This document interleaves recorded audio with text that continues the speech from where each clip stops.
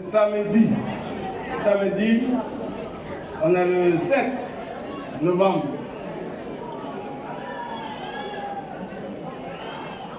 Mais pour reprendre les paroles de frère Madougon, ils ont parlé. Il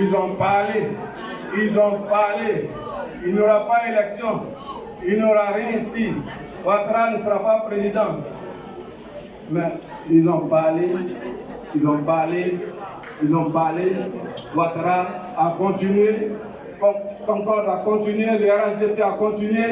Et on est le 7 novembre, une semaine après les élections, il n'y a rien eu.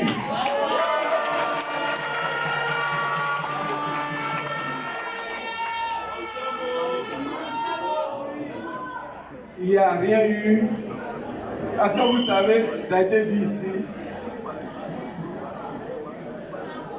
Dans la vie, il faut comprendre les choses avant d'avancer. Quand on est en politique, il faut avoir une certaine vision. La seule vision du président Ouattara et du RHDP, c'est la Côte d'Ivoire, la paix et le développement en Côte d'Ivoire. Vous savez, le président Ouattara a dit, avant les élections, quand il a décidé d'être candidat, il a repris une phrase de Koubaï. Il a dit avant de s'engager pour quelque chose, il faut faire appel à sa conscience, à l'intérêt du pays et à Dieu. C'est à cela qu'il a fait appel. Le président Ouattara ne cherche pas de travail. Il ne cherche pas de travail. Michel Candesus a dit de lui, c'est le plus grand économiste d'Afrique.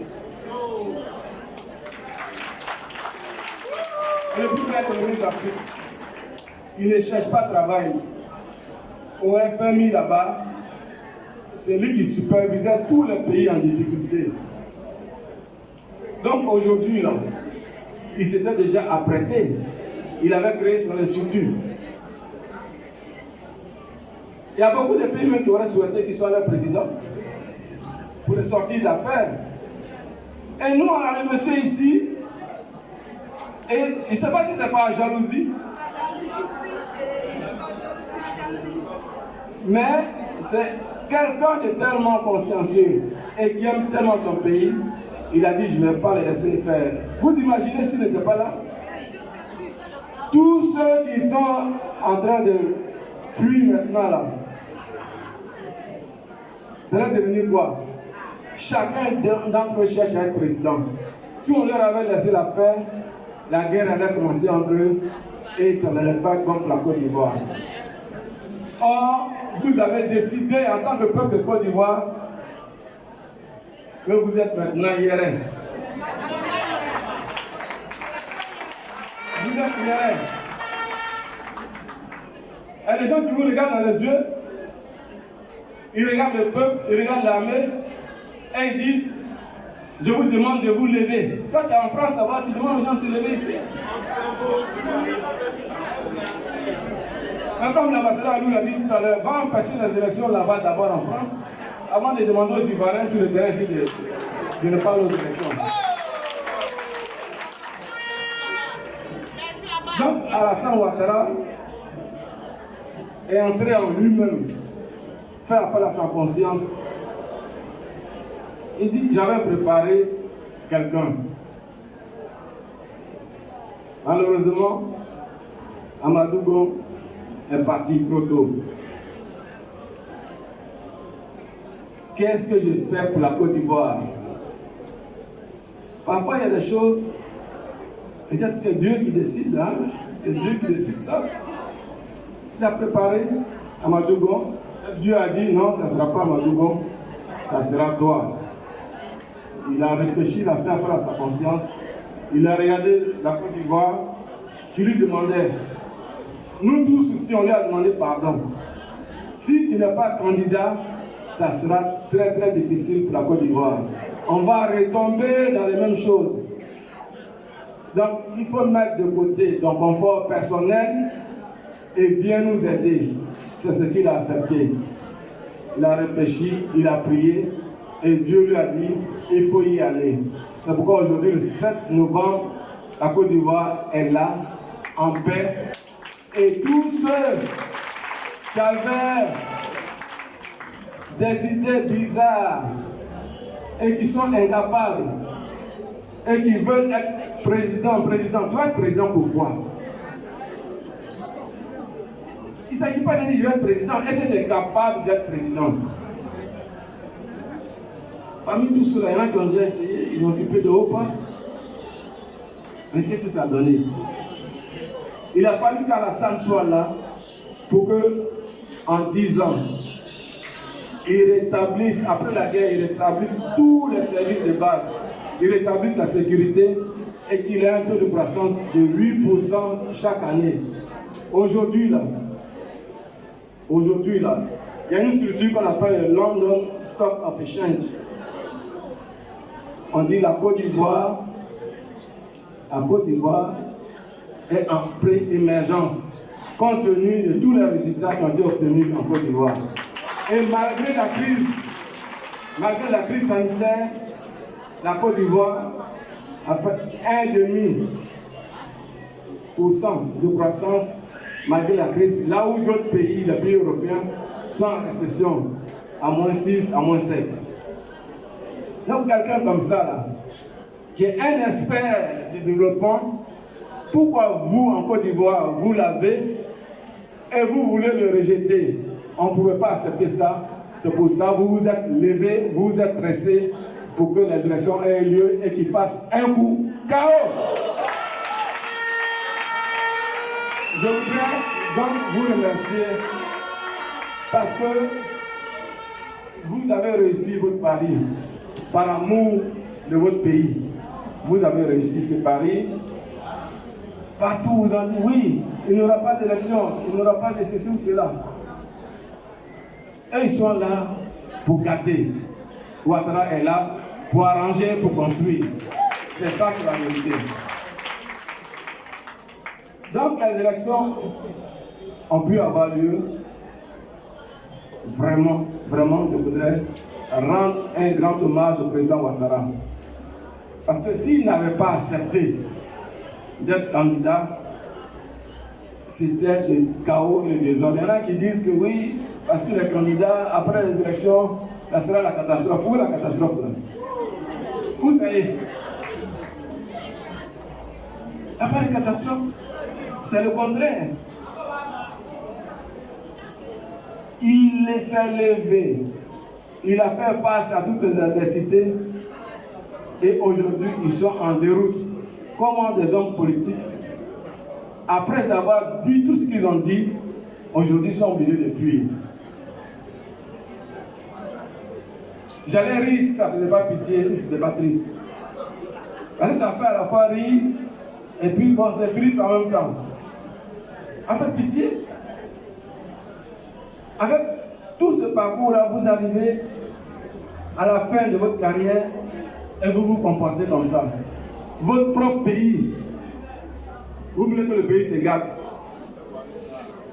Vous restez loin, vous envoyez des enfants, les enfants sont en prison aujourd'hui, et vous, on ne sait pas où vous êtes, on est obligé d'aller vous chercher, pour vous attraper, pour vous mettre en prison. C'est ça la transition là. Les transitions en prison. On fait transition en prison. Même si on a l'habitude de dire que la prison donne des galons politiques, mais c'est pas comme ça là. C'est pas comme ça. Donc le Conseil national de transition, c'est pas en exil, c'est pas en Côte d'Ivoire, mais c'est en prison. Et là, il y a eu quoi? On l'a attrapé, il y a eu quoi? Où le peuple qui s'est levé pour dire ouais, il faut qu'on ait libéré la personne. Personne. C'est pourquoi je remercie tous ceux qui sont ici, qui en 2018, quand je leur ai fait appel pour créer Concorde, ils sont venus. Il y a beaucoup, la plupart étaient au FPI, à la Galaxie patriotique. Mais ils ont vu que si on continuait comme ça, dans ces partis-là, c'est une impasse totale. Aujourd'hui, l'histoire nous donne raison. L'histoire nous donne raison. Quand vous aimez votre pays, vous ne faites pas de différence. Que j'étais avec un tel, je n'étais pas avec Alassane Ouattara, donc je ne vais pas là-bas. D'ailleurs, au départ, tous ceux qui sont là, aujourd'hui, tous ceux qui sont dans la position aujourd'hui, ils ont été à un moment ou à un autre avec Alassane Ouattara. Mais ils ont été mal inspirés des partis de l'équité. Parce qu'aujourd'hui, qu'est-ce que ça donne? L'impasse totale. Ça fait honte. À la fin de sa carrière politique, on se retrouve là dans une impasse. Ils voulaient faire quoi? Ils voulaient faire un coup d'État. Ils voulaient faire un coup d'État. Parce que vous êtes inscrits quelque part pour aller aux élections. On dit, bon, on va faire des ouvertures, la CEI, on va se rencontrer. Vous dites non, vous ne voulez pas le dialogue. Mais vous êtes inscrits quand même. Et vous pensez qu'il va y avoir une catastrophe, il va y avoir un cafouillage, et puis vous allez sortir. Celui qui vous a dit ça là, il a menti. Et on le connaît. C'est son habitude, le coup d'État. Lui, sans coup d'État, il ne peut pas faire quelque chose d'autre. Si on dit, va aux élections, on va compter les votes, les voix, jamais.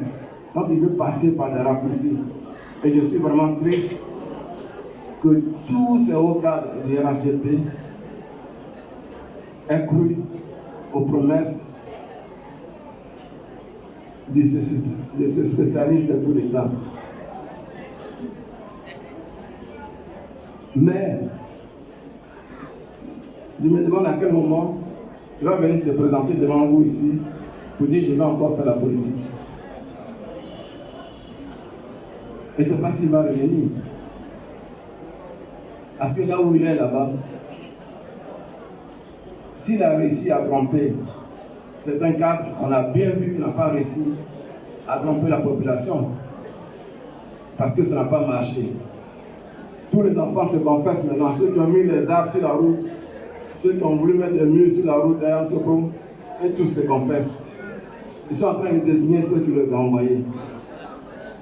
C'est triste pour la Côte d'Ivoire, mais heureusement qu'Alassane Ouattara était là. Heureusement que Ouattara était là. Donc c'est une occasion pour vous aujourd'hui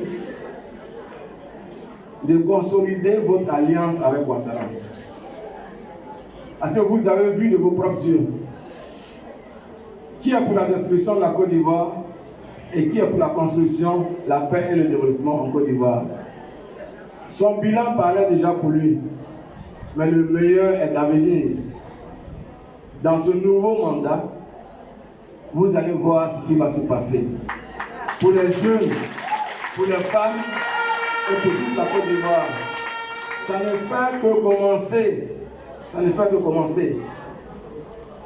Aujourd'hui, Ouattara, ce qu'il a planifié pour la Côte d'Ivoire, vous allez voir l'émergence avant 2025. Nous sommes en pré-émergence déjà. Les prévisions pour 2021 sont déjà très grandes. Parce qu'il n'y aura plus de Covid et la Côte d'Ivoire sera gérée par Alassane Ouattara et vous verrez ce qui va se passer. Il va réunifier le pays. Il va tout faire pour qu'il y ait l'unité nationale. Ceux qui ne veulent pas monter dans le train, tant pis pour eux. Il a préparé une génération et nous sommes ouverts. Le président Ouattara est ouvert. On leur tend la main et on les attend. Celui qui veut venir, il vient. Celui qui ne veut pas venir, il attend. Le jour où il aura réfléchi, suffisamment réfléchi, il va revenir. Mais je crains que ça soit trop tard pour certains. Donc, je pense qu'aujourd'hui, à partir de maintenant et les jours qui vont venir, il faut rester à l'écoute. Vous allez voir la profession du président Ouattara. Le Conseil constitutionnel va se prononcer bientôt. Et ensuite, il va former son gouvernement. et vous allez voir tout le programme que Patrick Achi vous a montré pendant la campagne. Vous allez voir concrètement ce que le président Ouattara va faire pour les uns et les autres. Je suis très fier de vous parce que la Côte d'Ivoire est IRL maintenant. La Côte d'Ivoire est IRL. J'avais voulu qu'on trouve la chanson Premier Gaou n'est pas Gaou. Pourquoi on danse avec ça? Vous dites que Premier Gaou est Gaou, mais deuxième Gaou est Nyata. Premier Gaou n'est pas Gaou, mais c'est deuxième Gaou est Nyata. Le peuple de Côte d'Ivoire est IRL. On ne va pas retomber dans la guerre, on ne va pas retomber dans les affrontements interethniques parce que c'est leur plan. Ils veulent qu'il y ait du cafouillage pour évoluer en nos troupes. Or, comme le dit l'autre, on voit leur dos. Donc, ne vous laissez pas tromper. Ne vous laissez pas tromper. Heureusement, le président Ouattara a rétabli l'ordre. Il y en a qui sont en fuite. Aux dernières nouvelles, on m'a dit qu'ils ont été récupérés.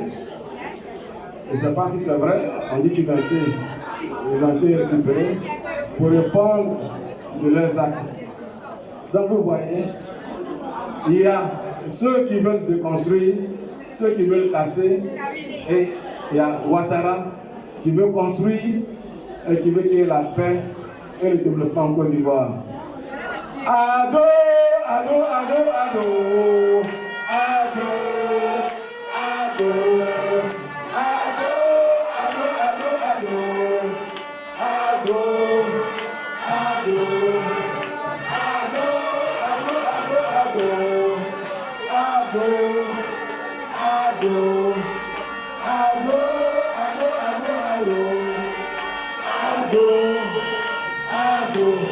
je voudrais remercier les militants et les militants de Concorde partout en Côte d'Ivoire, en France, aux États-Unis, à Londres, partout, pour le travail merveilleux qui a été fait.